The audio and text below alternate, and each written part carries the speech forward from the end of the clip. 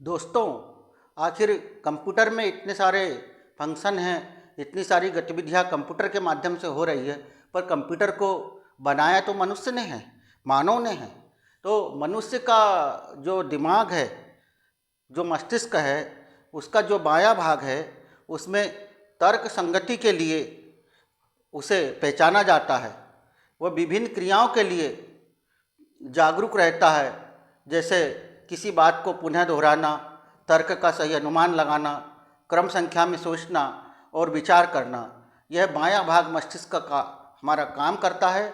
और उसके बाद यदि दाएं भाग की बात की जाए तो यह सृजनशील है।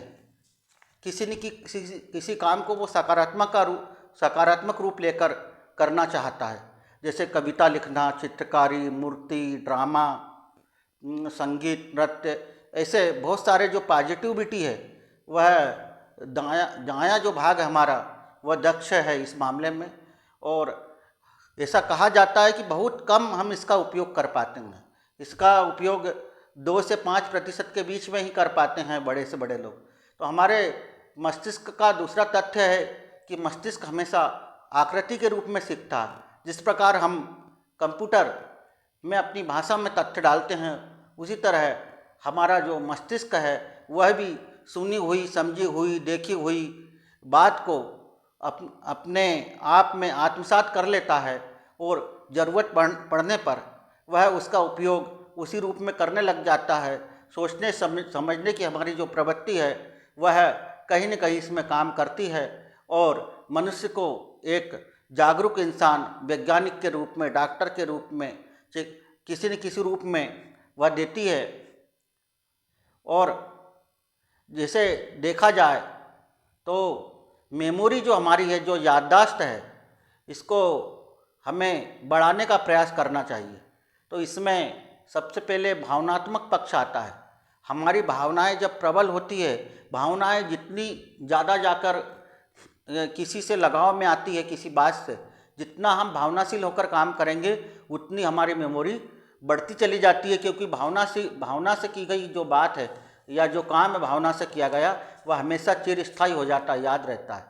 और किसी चीज़ को अच्छे से देखना, अवलोकन करना, बार बार हम किसी चीज़ को जब देखते हैं और उसको समझने की कोशिश करते हैं कि यह क्या है, तो वह चीज़ भी हमें याद रह जाती है। ये याददाश्त हमारी इससे बढ़ती है।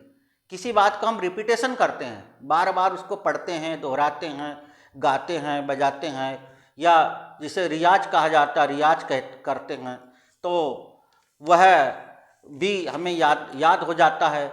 जैसे बच्चा बड़ा होता है, वह चाय बनाना सीख रहा है, झाड़ू देना सीख रहा है, भोजन बनाना सीख रहा है, पढ़ना सीख रहा है।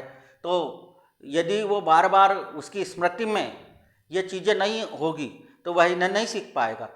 और चित्रों के माध्यम से भी एक आकर्षण व्यक्ति के मन में बन जाता है। चित्र एक स्थायी छाप मनुष्य के अंदर छोड़ देते हैं।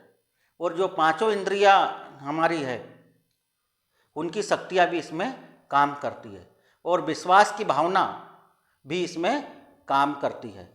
तो हमारी जो याददाश्त है उसको बढ़ाने के कई तरीके हो सकते हैं। श्री शिवाय नमस्तुभ्यं।